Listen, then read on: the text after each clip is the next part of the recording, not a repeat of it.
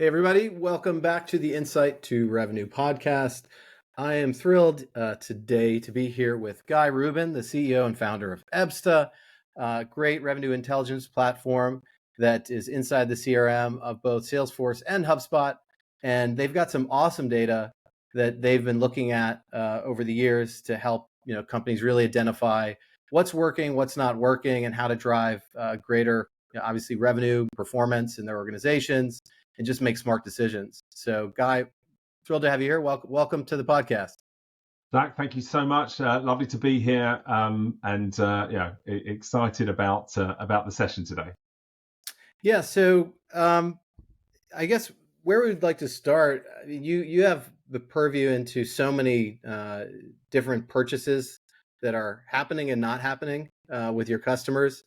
You know the exact data points, but I know you've been able to find some pretty compelling trends there. So I think today we'll talk about what those trends are and then maybe what companies are doing to address them. But starting at the high level, do you want to talk a little bit about the data that Ebsta has, how you looked at it, and then what are the biggest challenges that are facing revenue organizations right now?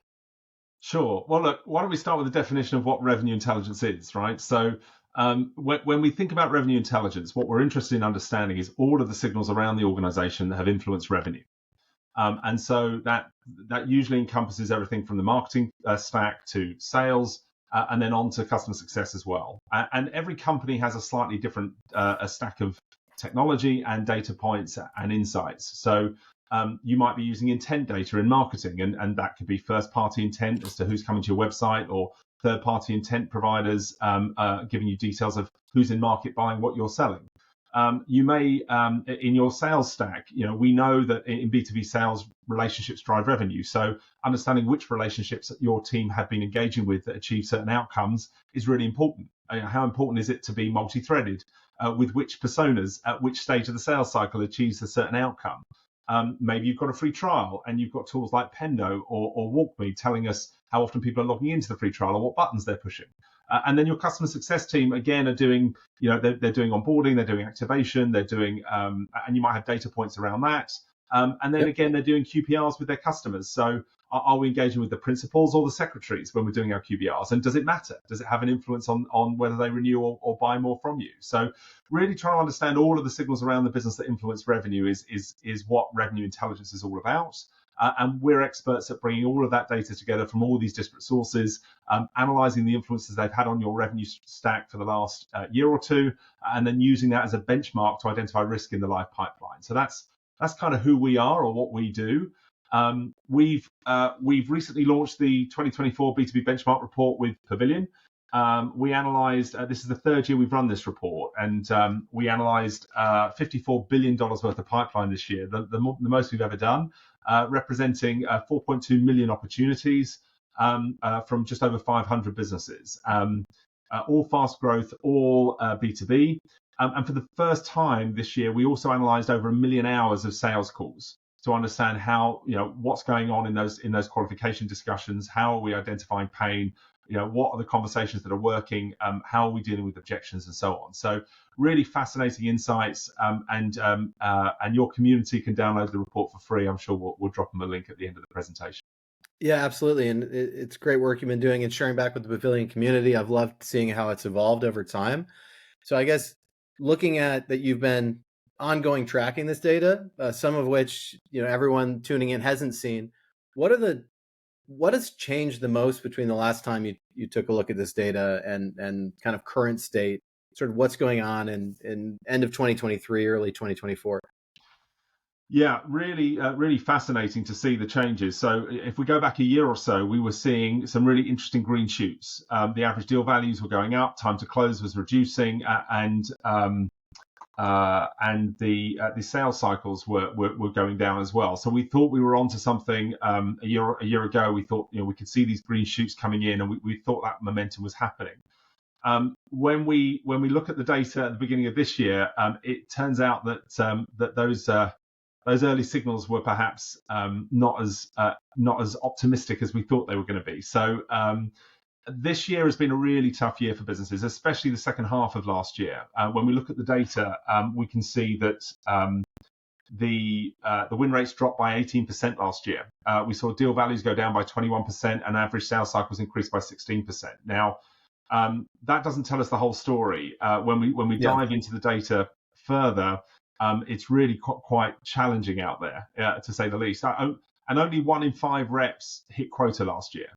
And so if you're running a sales team and you've only got 20% of the reps hitting quota, that's just not sustainable. And so something needs to change, something needs to give. Yeah, so let's talk about, I guess some of this will be qualitative as well from all the things you've been learning and what you see in the data. So what's happening that's causing, 80% of your team to not be able to close deals right now, or not close enough deals to hit their targets? What are the major headwinds that you're seeing in the data? Well, first of all, we saw that one of the things that we saw, especially at the end of last year, was slippage. Nearly half of deals slipped past their anticipated close date towards the end of last year. Now, we also know that the impact of slippage on win rates is dramatic. So once deals start to slip, the win rate starts to drop. And if the deal slips by more than 50% of your average sales cycle, the win rate drops by 90%.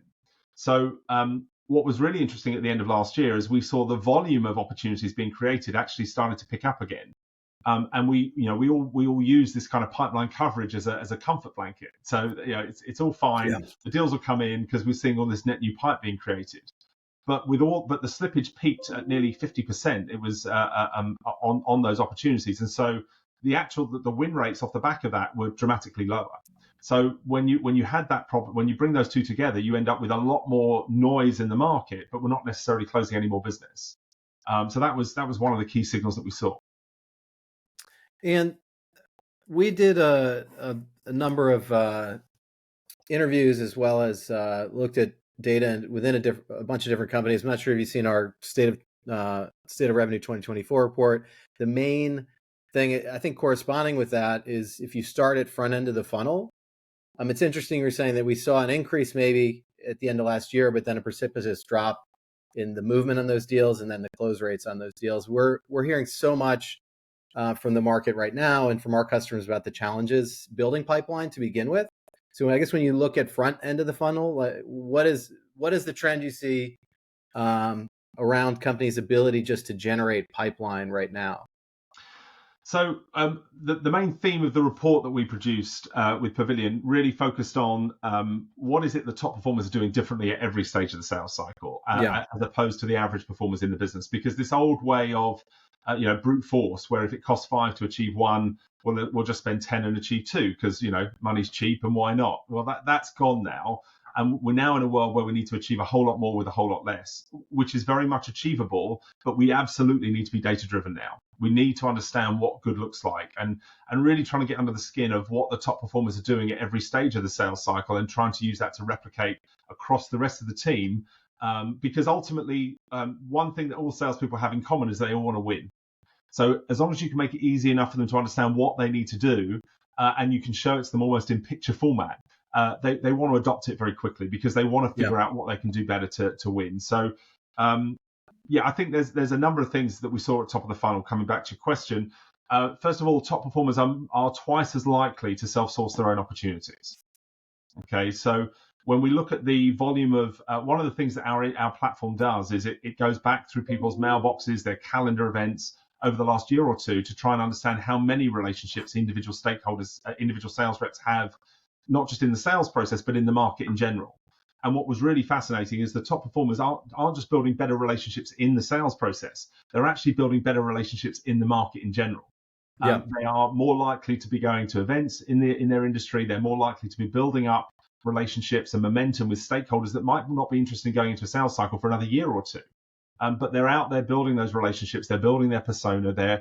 They are, and the volume of relationships they have in the market, which then leads to them self-sourcing their own opportunities, is dramatically higher than the average reps in the market. Yeah, and when you look at sort of once a deal sort of passes that initial part of the funnel where it's been accepted, there's an engagement, and you have your typical discovery meeting. This is a massive pain point we're hearing right now is sort of the two things that need to happen at that point. qualification, and then actually being able to build interest, right? Get that traction. So as you look at, I think we'll talk about why deals are getting stuck later, but at that critical inflection point now, what are the things that you're seeing as far as qualification is concerned, and then also what are the difference between deals that are generating more interest and velocity and those that are not? Are there any interesting things that jump out? Yeah, I mean, again, the top performers are ruthless in their own qualification. So the top performers will qualify out at least 30% of their opportunities at the discovery stage.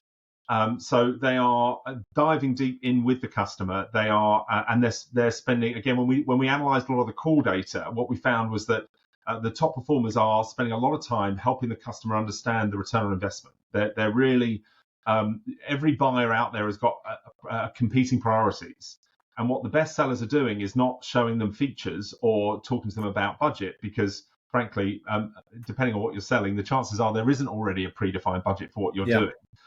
But actually, if you can be this expert, if you present yourself as that expert advisor, if you can help the customer understand whether what you do for them is truly a priority for them, and you do that earlier in the sales process versus the average performers that tend to do it at the point where they're presenting back the solution stage. And by then we've managed, we distracted the business with solution engineers and finance and legal getting involved. And actually we've yet to really work out whether there's an ROI here, whether the customer needs to prioritize this above other things. The top performers are doing a lot more work in that stage. They're really deep diving with the customer. They're absolutely wedded to their qualification methodology. And they won't allow the customer to leave discovery until they've really got to grips around the fact that they do see it as a priority. There is a route to budget. There is a time frame that they can work to, and they know who the economic buyers are.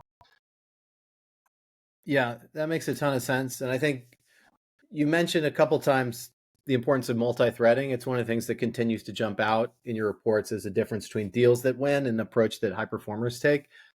I wonder, when you look at when people are being brought in, is that immediately in your data after the discovery meeting, they're immediately bringing other people in, or is it later into the deal stages? Yeah, now obviously every sales cycle is going to be different, but if there are 9 stakeholders that need to be engaged with during your sales cycle and you're only engaging with 3, then the chances are your competitors are engaged with the other 6. And even if those people might be detractors, it's better to know about them earlier in the sales cycle.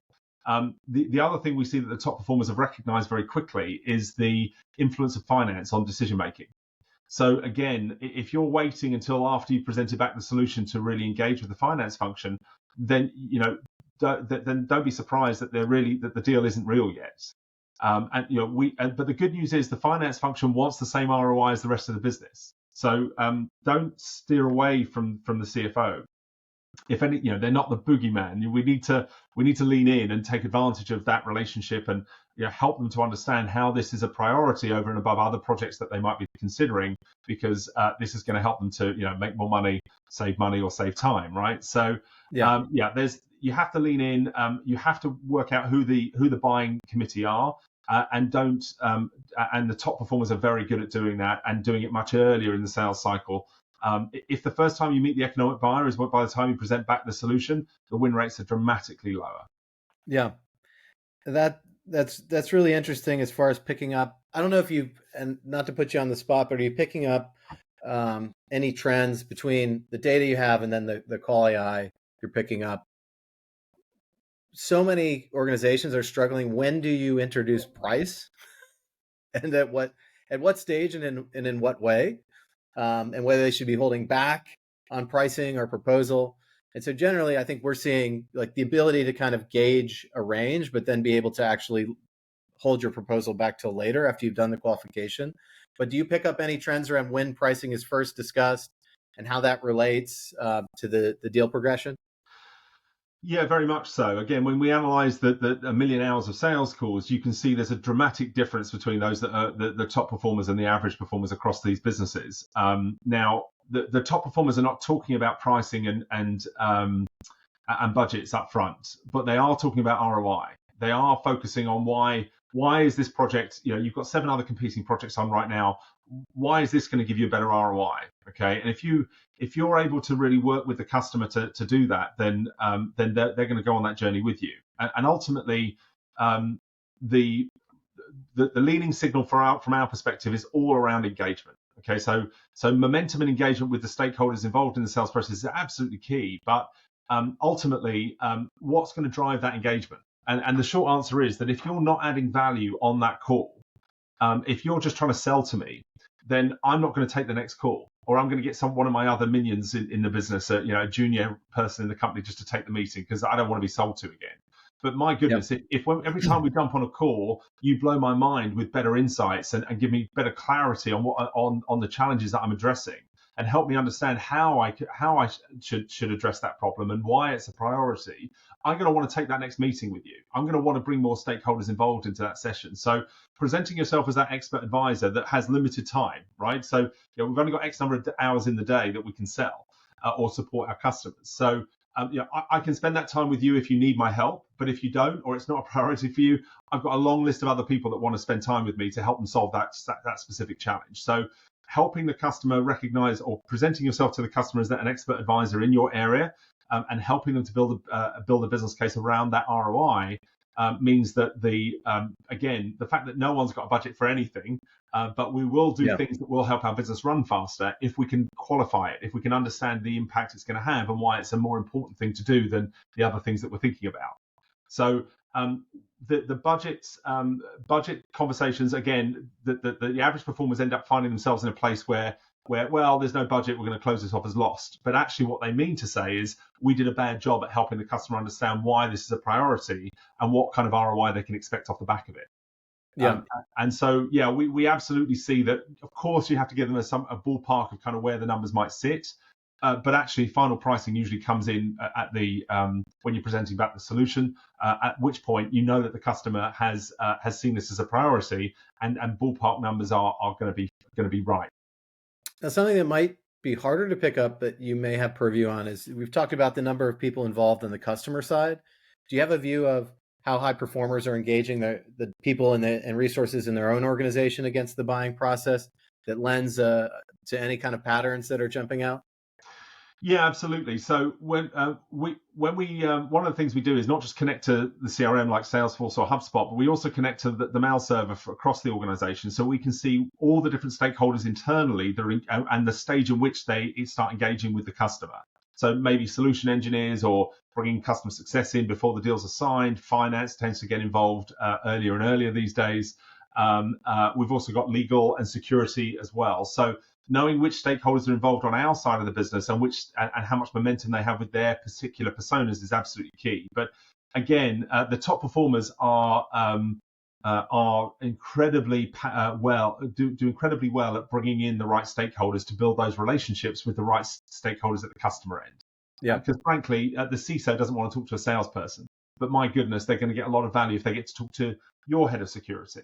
And it's the same at lots of different stages of the business. The technical people or the people responsible for the implementation of whatever you're selling is going to want to talk to someone at your end that can give them honest answers and detailed responses as to how the features work, or can it work in a particular way, or we have a particularly different workflow, can you fit into that, and so on. So yeah, it's really important to bring in to be multi-threaded on both sides. And again, bringing those stakeholders in at the right time and building those relationships is what helps you win, and it's a key differentiator between what you're doing and what your competitors are talking about.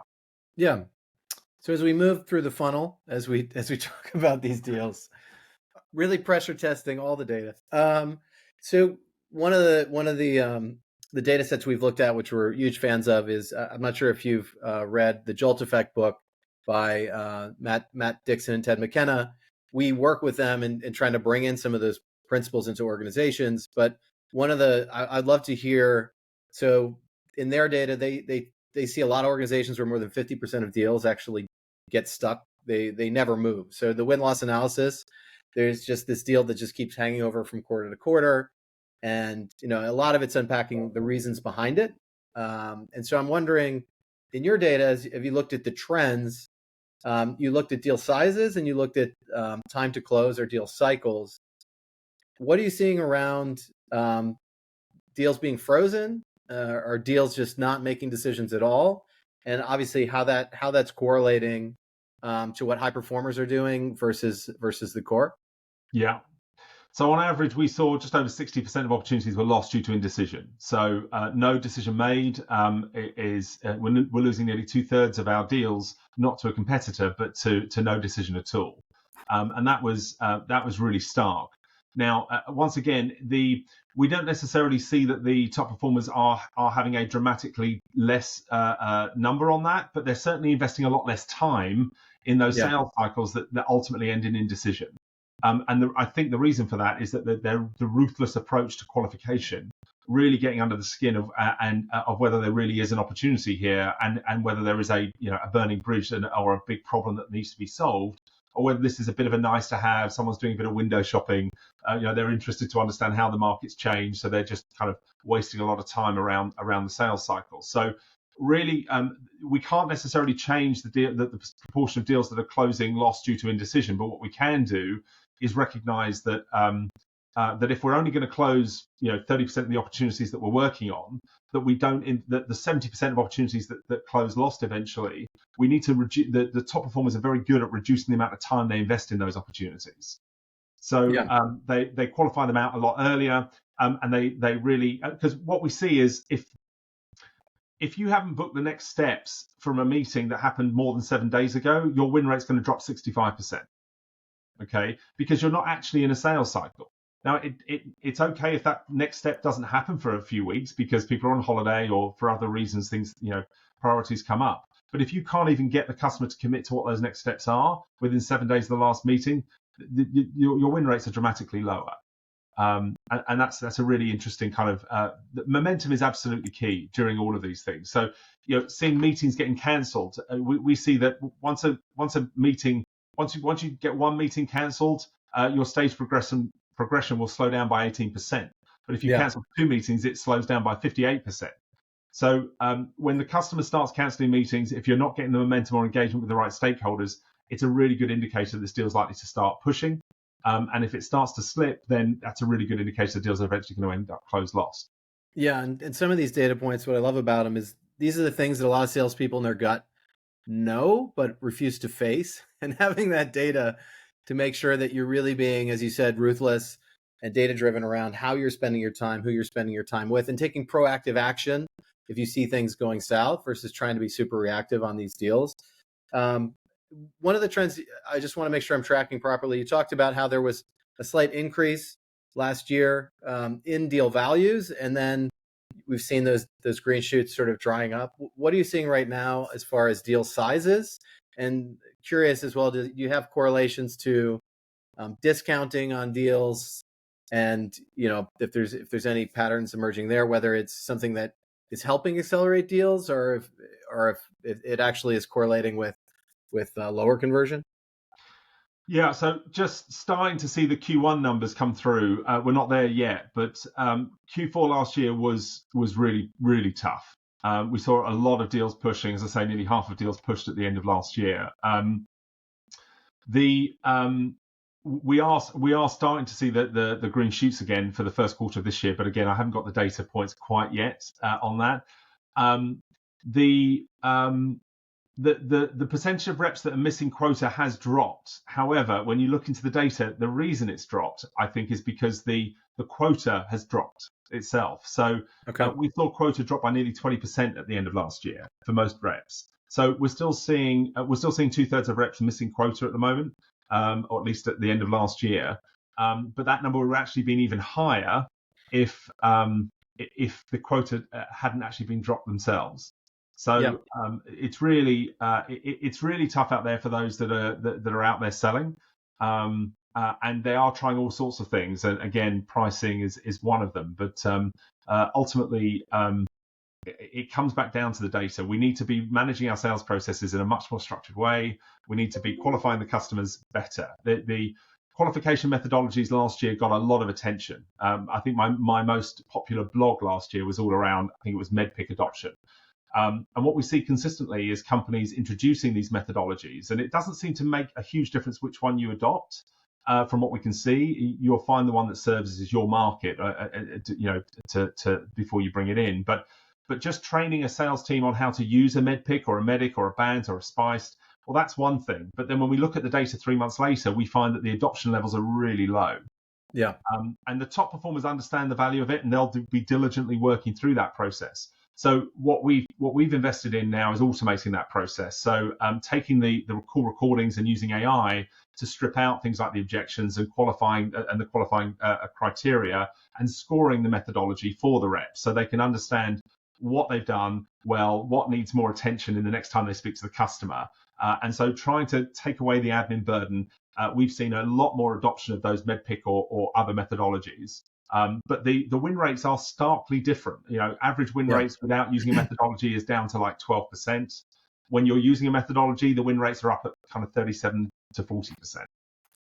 Yep. And that's I love how technology and the tools you're bringing to your customers allows this kind of discipline and adoption to start taking place more consistently. Because I think from what we've seen, I can't tell you how many salespeople I've heard tell me that our company uses X process or method around qualification, but it's even in our CRM, so we can't advance deals without checking the boxes.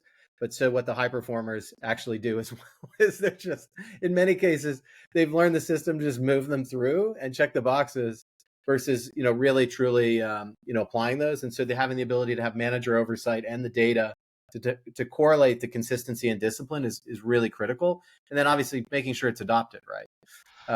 And so, as you look at those rates of adoption, I think one of the biggest data points that jumped out to me from the study was, I think close to 80% of the revenue is coming from like 20% of the sales team these days. Can you talk a little bit about that? Because it's pretty dramatic.